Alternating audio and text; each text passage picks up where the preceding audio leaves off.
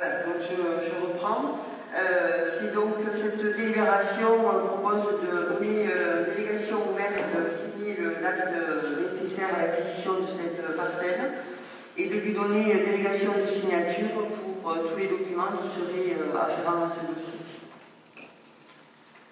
Madame Frédéric, c'est par rapport à la 5G que vous avez... C'est une antenne. Voilà, c'est une antenne relais et ça a été vu précisé en début.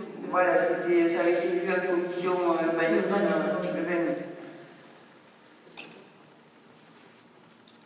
Isabelle Cadel. Merci, monsieur le maire. Oui, il s'agit d'une antenne 5G. Alors, partout en France, en Europe, en Amérique du Nord, des citoyens se mobilisent pour tenter de ralentir l'installation des antennes 5G. Dernière mobilisation en date. Maneuil, dans le Pas-de-Calais, le 17 juin. Lorient, 12 juin.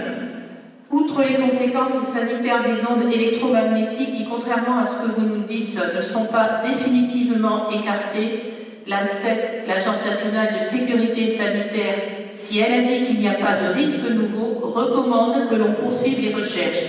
Recommande que l'on poursuive les recherches, ça veut bien dire ce que cela veut dire. À ce jour, on n'est pas certain des résultats des recherches et elles ne sont pas terminées. Je vous rappelle que le Haut Conseil pour le climat a, en décembre dernier, également mis en garde sur l'augmentation de l'empreinte carbone due à la 5G. Ça veut simplement dire que les recherches ne sont pas terminées. Outre la possibilité de conséquences sanitaires et environnementales, il y a également des conséquences d'impact paysager. Vous avez indiqué lors de la commission que vous entendez que le site choisi était le réservoir de Cavalade.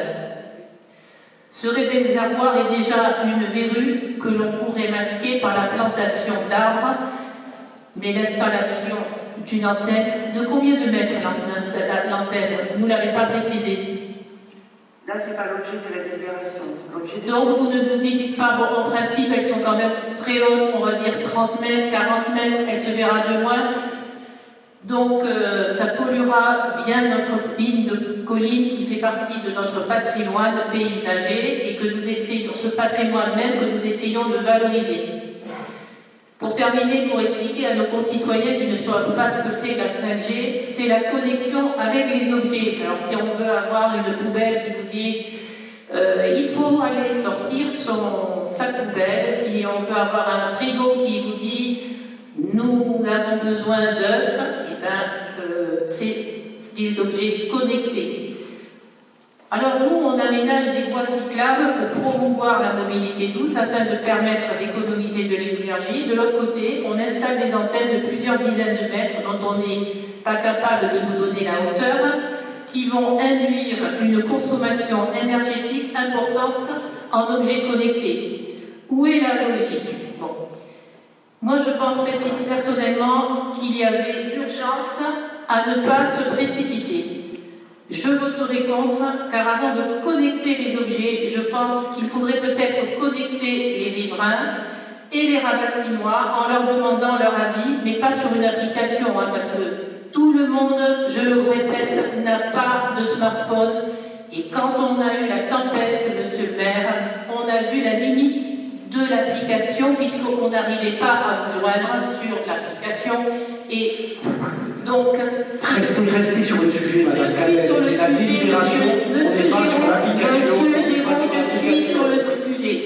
Tous les intéressés n'ont pas de smartphone et en plus, cela nous ferait gagner du temps. Donc, je voterai contre. Ok, merci madame Cadel. Je vais donner la parole à Christian Laroche sur ce sujet-là. Si je peux juste intervenir, Isabelle, l'objet de la délibération, c'est l'achat d'une parcelle. Pour compléter le dossier, on a déposé une DP qui va être, une déclaration préalable, pardon, qui va être inscrite. Donc avec tous les éléments, la hauteur, tout ce qu'il faut exactement pour le raccordement, etc., etc. Je n'ai pas les compétences, moi, pour dire si la 5G est bonne ou pas bonne. J'ai mon avis personnel, mais je n'avais pas la compétence. Effectivement, tu parles des objets connectés, oui. Oui, effectivement, on est de plus en plus connectés. et ça ne va pas faire en s'arrangeant. Je pense que ça va faire un peu se développer. Maintenant, pour les aspects techniques, je vais passer la parole à Christian Laroche qui a suivi le dossier de manière beaucoup plus technique que moi. Oui, donc quelques éléments.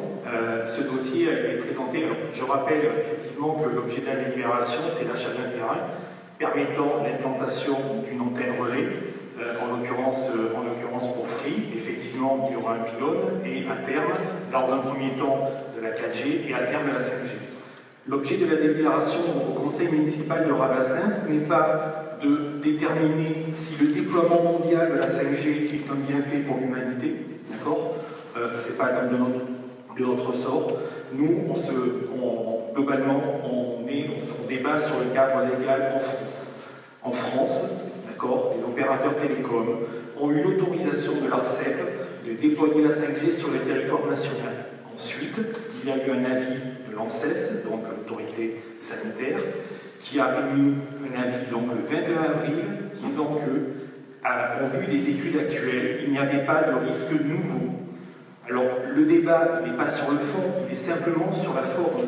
Nous n'allons pas en débattre en conseil municipal de la pertinence de l'avis de l'ANSES. Ce n'est pas de notre compétence. De la même manière, nous n'allons pas débattre également de la pertinence de l'avis de l'ARCEP ou du prix qui a été donné aux opérateurs télécoms pour ces fameuses licences 5G. Ce n'est pas de notre compétence. Nous, ce que nous avons présenté en commission, c'est un scénario permettant à Free de déployer son antenne que de toute manière il déploiera parce que, compte tenu des jurisprudences, les communes, les particuliers, les associations, depuis le 21 avril, n'ont plus aucun recours juridique pour s'opposer à l'implantation d'un pylône. C'est un fait. Alors après, on peut toujours se lancer dans des procès, on n'en peut finir, dont on sait que de toute manière, on ne les gagnera pas. Je veux dire, c'est qu'on est une commune. Voilà. Donc, ce qui a été présenté en commission, d'accord, c'est 3 scénarios. C'est un scénario, en fait, Free avait 3 propositions. La première proposition, c'était de déployer leur antenne 4G et 5G en plein centre-ville. La deuxième proposition, c'était de déployer l'antenne, donc le futur pylône, au réservoir de Saint-Jean. Le réservoir de Saint-Jean est à 280 mètres de l'école maternelle. La troisième proposition, c'était de déployer l'antenne au réservoir de Cavalade, qui est à 1,3 km de l'école et qui est à 400 mètres de toute habitation. Nous, on n'est pas en train de vous dire que c'est la bonne solution, et on n'est pas des promoteurs ni de Free Mobile, ni de la 5G. On est simplement en train de dire que parmi ces 3 scénarios, c'est le scénario de Cavalade est le meilleur ou le moins pire, peu importe les termes, et qu'en l'absence de loi nous permettant aux communes de s'opposer, c'est le seul scénario qui va. Ensuite, financièrement, parce qu'on va peut-être revenir là-dessus, et ça a été présenté en commission des finances, financièrement, c'est, entre guillemets, plutôt une bonne opération pour la commune. Effectivement, il y a, on va dire, il faut amener de l'électricité, il y a un coût qui est partagé par Free Mobile, et après, avec une rente annuelle que nous avons réussi à négocier à 7 000 €, ce qui fait qu'au bout de 4 ans et demi, d'accord, la dépense est rentabilisée, c'est un bail de 12 ans, donc ça veut dire que dès la 5e année, la commune va gagner 7 000 € par an en budget de fonctionnement. C'est la rente correspondant au loyer. Donc voilà ce que je peux vous dire. On n'est pas sur le fond. Après, chacun a son avis sur la 5G, sur les ondes électromagnétiques, etc. Bon, j'imagine que si vous êtes contre les ondes électromagnétiques, j'ose imaginer qu'effectivement, chez vous, vous n'avez certainement pas de Wi-Fi, etc. Parce qu'on parle des mêmes choses. Mais bon, on n'est pas sur le fond. Voilà ce que je peux dire. Et tous ces points ont été débattus, alors à la fois en commission environnement, développement durable, à la fois en commission urbanisme et également en commission des finances. Oui, merci Monsieur Laroche pour cette présentation, ce résumé. Effectivement, au Gléron aujourd'hui, on est loin de la situation de départ, puisque au départ, l'opérateur demandait purement et simplement que tous les frais soient pris en charge par la commune. Et donc on doit saluer le travail qui a été fait, la progression qu'il y a eu suite à des échanges qu'on a eu en commission, avec des propositions de contact. Donc aujourd'hui, moi j'estime que c'est la moins mauvaise solution territoriale, on va dire. Ensuite, les aspects, on va dire, techniques, effectivement, moi j'ai mon opinion aussi par rapport à cela, mais la commune n'a pas vocation dans cette situation à faire des choix concernant cette dimension. La seule remarque que je ferai, M. Laroche, je voulais dire à la commission, c'est vous avez aujourd'hui, je pense, l'assurance, vous pouvez nous confirmer, qu'il y aura bien un loyer et qu'il y a un accord avec l'opérateur. Oui, je vous le confirme. Très bien. J'ai eu d'ailleurs M. Farmanel lundi dernier, il y a une semaine. Et donc le loyer qui était initialement négocié à 6 000 € va officiellement passer à 7 000 € par an. Et il a eu l'accord de sa direction, nous attendons le document. Il aurait été peut-être utile de compléter cette délibération par une autre délibération, prenant en compte cet aspect. Je suppose que vous le ferez ultérieurement. Mais ça aurait, pour des questions de lisibilité, ça aurait été intéressant, parce qu'aujourd'hui, vous nous dites qu'on achète un terrain, et donc si vous confirmez qu'il y a engagement, on le verra concrètement assez rapidement. Voilà. Effectivement, je pense qu'on repassera en commission. Là, dans un premier temps, la délibération, elle nous permet d'acquérir le terrain, ce qui est important pour pouvoir commencer notamment les travaux d'électrification, parce que Enedis, c'est plusieurs mois de délai, et donc on avait entre guillemets urgence à passer en conseil municipal pour cette raison-là. Après, pour ce qui est du loyer, du contrat, etc., que l'on va signer avec Free et qui sont sur les termes que je viens d'exposer, on pourra réexposer ça en conseil municipal en septembre, il n'y a pas de problème là-dessus. Ça me paraît normal. Moi, j'aimerais avoir l'avis de M. Rufflot sur la question, parce qu'on a beaucoup débattu des questions de l'INPI en tant que représentant des Robins des Toits, et aujourd'hui, je suis étonnée de ne pas entendre de remarques là-dessus. J'ai aussi moi-même mon opinion, mais c'est pas l'objet. Moi, je ne suis pas au Robin des Toits. Ensuite, ce que je trouve regrettable, c'est que la population des riverains autour de votre projet d'implantation n'ait pas été associée ou informée avant aujourd'hui. D'ailleurs, il y en a même qui m'envoient des messages en direct pour me dire « mais on apprend ça maintenant, c'est pas normal ». Je me fais le relais de ceux qui s'interrogent et qui sont riverains du château d'eau, parce que 1,3 km c'est en voie circulable, mais ce n'est pas à vol d'oiseau. Alors là, on parle à vol d'oiseau. C'est la connexion entre les hommes, avoir la connexion entre les... Vous n'avez pas demandé la parole, c'est à Jean-Paul Ruffiot de parler. Bonsoir tout le monde. C'est vrai que c'est une affaire qui m'est chère, on pourrait... On n'entend pas.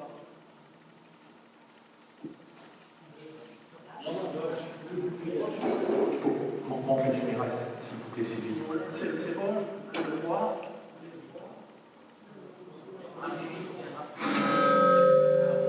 Bon, là c'est bon. Parlez bien dans le micro, Jean-Paul. Oui, c'est un sujet qui m'est cher. On pourrait en parler et faire une conférence pendant des heures dessus.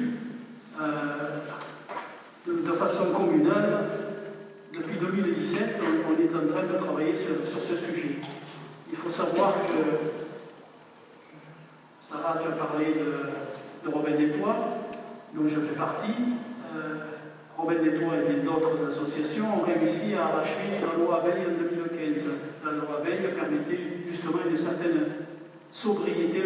Elle avait posé le principe de la sobriété, de l'exposition des populations aux ondes électromagnétiques, de tout ce qui est téléphonie mobile, communication mobile.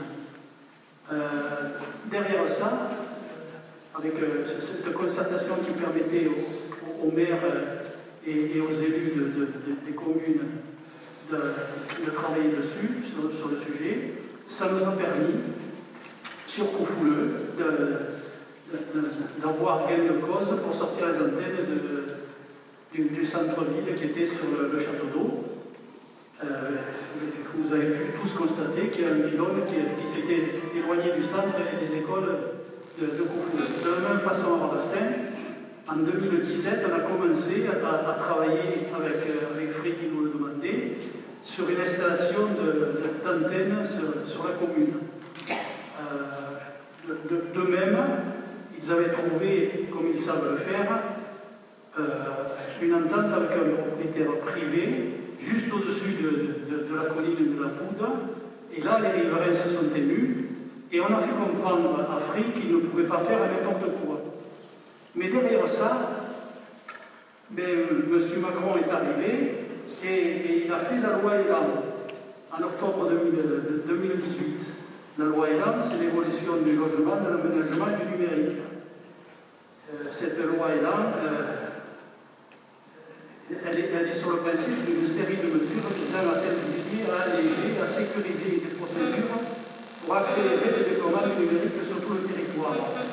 Et comme ça ne suffisait pas, évidemment, cette épidémie du Covid nous affecte tous, mais a permis, à travers les 25 ordonnances prises le 25 mars 2020,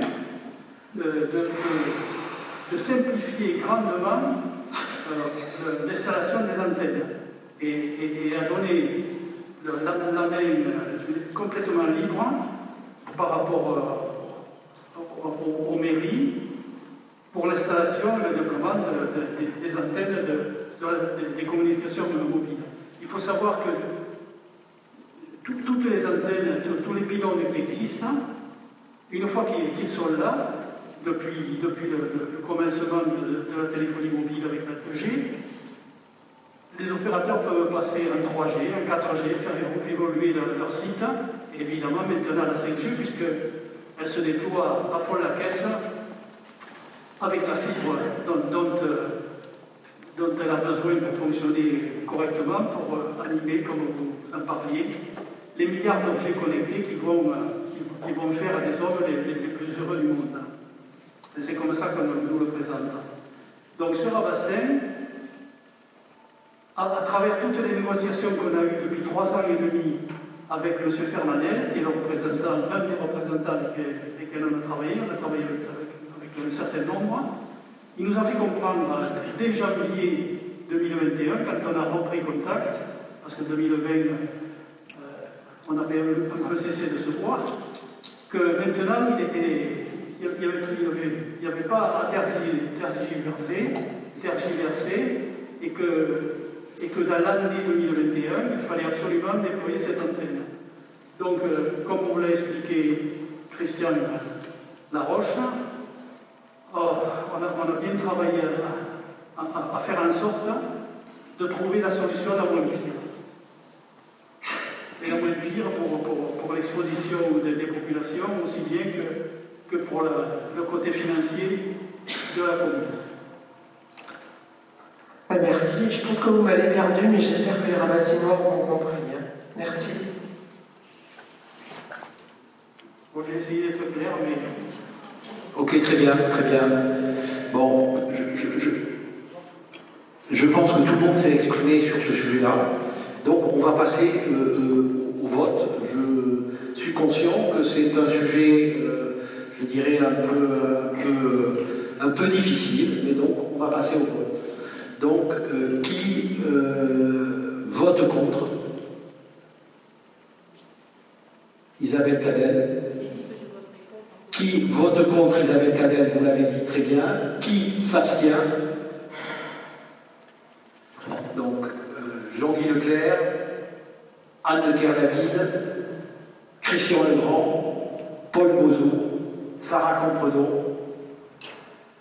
Montserrat Rey, Anne Barthes. On parle bien de s'abstenir d'acheter le terrain. Non, mais parce que c'est la délibération, Oui, mais moi je parle Rabastinois.